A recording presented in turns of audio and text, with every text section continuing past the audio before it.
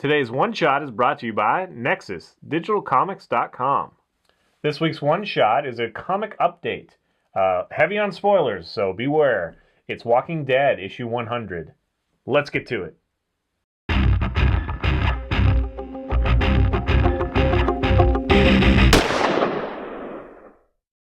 So, the Walking Dead comic, critically acclaimed, Eisner Award winner.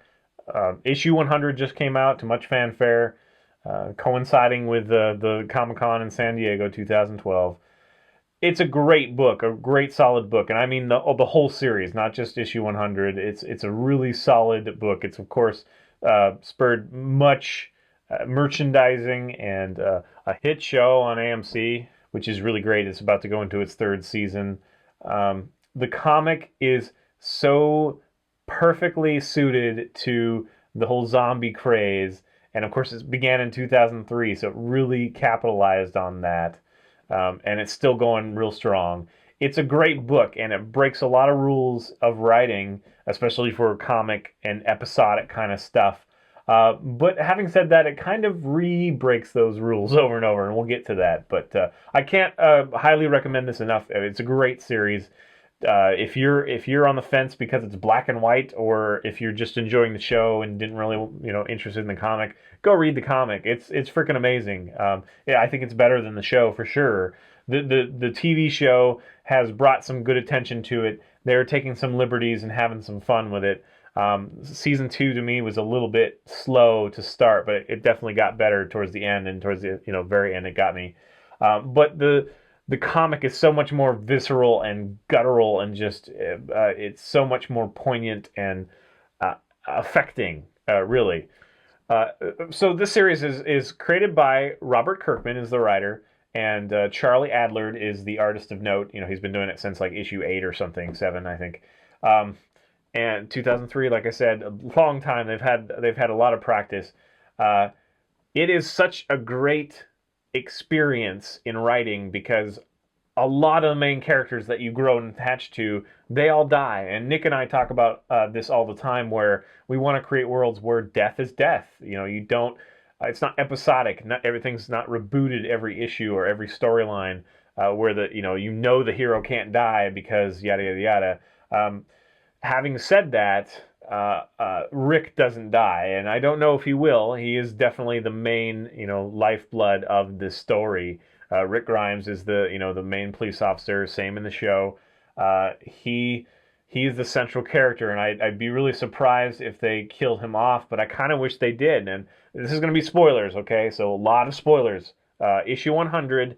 I saw it coming. Okay, issue 100 really makes an impact. It really hits you like a ton of bricks because of who dies. Throughout this story, the story of Walking Dead, we have had many main characters, beloved characters, die for whatever reason. Dale and Rick's wife and their whatever. Just so many characters have died that you have grown attached to, that it is nothing new. And that's what I say. When I say that it creates new ground, but then it retreads that ground. This is what I mean, is that it breaks the rules in that it kills off main characters, but that's kind of a reliable tactic now that they have, a MacGuffin that they use all the time. And issue 100 is no different, but because of who dies, it's such an impact. And again, spoilers, if you've gotten this far and you still don't want to know, turn it off right now, or go read issue 100. My favorite character in the entire book and the series, the TV series, has been Glenn. I really enjoy Glenn. I love seeing him and Maggie and that whole thing. Glenn, okay, we're gonna start with Rick. Okay, Rick has just recently, he's gotten back from Alexandria. This is after the governor and all that, and I will harken back to the governor. And he's found this new population, and he is bargaining, kind of. I don't know about he wants control, but he definitely wants to be useful. And one of the things that he can do to be useful is to fight this extortionist group called the Survivors. They're offering protection by, hey, we won't, mess with you or kill you if you give us half of whatever you find, whatever you salvage, whatever you make, whatever. So they're really extorting these people. I think there's a group about 40, and Rick's camp is with them at the moment. So Rick decides that he didn't bring a lot to the group other than strength and some leadership, and so he takes it upon himself to say no to the survivors and say no more, and they end up killing a whole bunch of survivors. And the survivors, of course, don't take this kindly.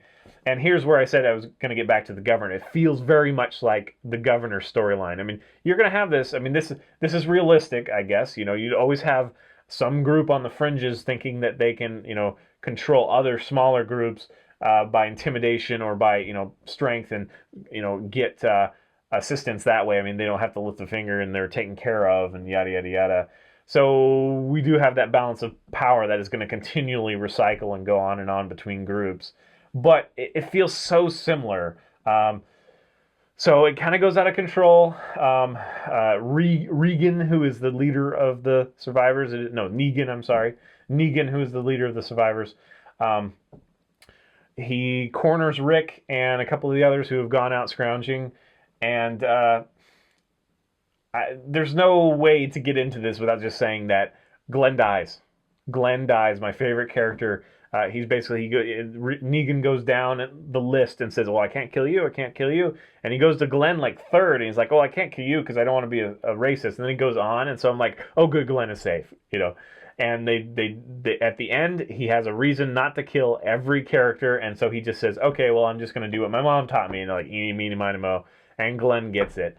And the way that Glenn dies is so brutal and so quick. There's really no warning, although I was prepared just because the storyline has Glenn and Maggie deciding that they're going to go live on the hilltop. They're going to, depart and separate from Rick's group and go live where it's more safe. So I did kind of see it. I knew that either Maggie or Glenn were going to get it, but I really hoped it wasn't Glenn because he is my favorite character. And his death is so brutal and it's just so heart-wrenching, but it points out that I always say that I want the main character to die. I mean, why don't writers do that? That's brilliant and whatever. But now that I have my favorite character die, it's like, oh, why did he do that? I love that character. And so I see both sides right now. And I'm glad that they did. I'm glad that they continued and, did what they wanted to do. But I would argue, now part of this comes from me just loving Glenn so much, but I would argue that they should have killed Rick. They could have had this brand new thing where the main character in the book dies and you continue and it's all about the absence of Rick or whatever. He is the leader, but he is also not the most compelling character, honestly, to me. I think Glenn was, and maybe even some of the others. So they could have killed him and had that opportunity to see how that changes or who rises to be the next leader and whatnot in the central group that you carry on with. So that could have been very interesting. I think they missed an opportunity. They can't really. Well, I guess they could kill Rick off in the in the future, but they're getting to the point where there's nobody else from that original group, and I really have a feeling that they're going to continue someone from the original group, so that we have somebody to be attached to the entire time. I mean, will that be Andrea? I don't know. But they miss an opportunity, I think. Having said that, again, I'm really glad that they just followed through with what they wanted to do. It is so heart-wrenching to me that Glenn is gone, and I have this little bit of me that's like, well, what am I going to do now? Why do I want to follow this now? I love Glenn. He's like, everybody's going away that I love. We still got the samurai chick, which I always forget her name because it's weirdly pronounced. So that's interesting, but she's not one of the original crew really, and she's the one that had to deal with the whole governor thing. So having said that, I guess I'm kind of picking it apart. I'm being a little bit negative here, but it's a great book, and I can't wait to see more. I wish them the best. This book has probably single-handedly kept zombies alive because I think that people are starting to get a little bit, okay, well, what's the next thing? But this is so strong. The games are strong. I mean, the ones that they just released episode 2 not too long ago of the Telltale made games. That's really strong and interesting. I can't wait to see more of that. And they did something smart where they actually did do other characters. So that's smart. That's another thing I wanted to say. I guess that's maybe the final thing is I'm so proud of them for not going the multiple book route. They have not divided it into so many spin-offs that you can't follow. I mean, they've had a couple novels. but even then, they're not spin-offs. So I'm really thankful for that. We'll see if that comes out in the future. It could, but Image, it does a pretty good job as far as, you know, fostering independence and upstarts and kind of letting them have their way, and not trying to nickel and dime them to death, and not pushing them to do more and more and more. Maybe the writer does want to do more, and I'm not saying that I wouldn't be interested if they did some spin-offs, but I'm glad that it hasn't gone like the Marvel route. And I hate picking on Marvel. I do love Marvel, but so many books of the same characters, and it's just so maddening. This is a really concise, you know, story. Walking Dead is once a month. You can pick them up in trades. The trades are everywhere. They're solid. Every book is solid. There are some that I wish there was a little bit more. They seem a little bit hasty, and they do seem to repeat themselves quite a bit. But you do see grander character arcs. Like, even though they keep running into like the governor and now the survivors, and you know the prison thing, and you know they get this.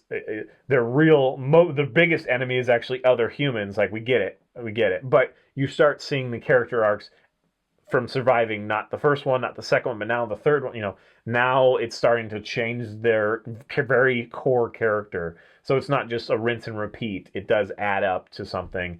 And even though I wish Glenn was a survivor and not Rick, it will be very interesting to see where, you know, what Rick happens now. Because at the end, he's pretty adamant about getting revenge for Glenn. And it'll be also very interesting to see what happens with Maggie and with Sophia, who is their de facto daughter at the moment. Maggie is pregnant at the end of this book, or end of this story arc. So, yeah, I'm really excited to see what happens. I wish them continued success, and I wish that we had more of this solid writing. Great job, guys. That's it. Follow us on Facebook, subscribe on YouTube, and leave me some comments. I will get back to you. Thanks for watching. We'll see you next week. I think I'm going to be doing some music next week again, so stay tuned for that. See you guys.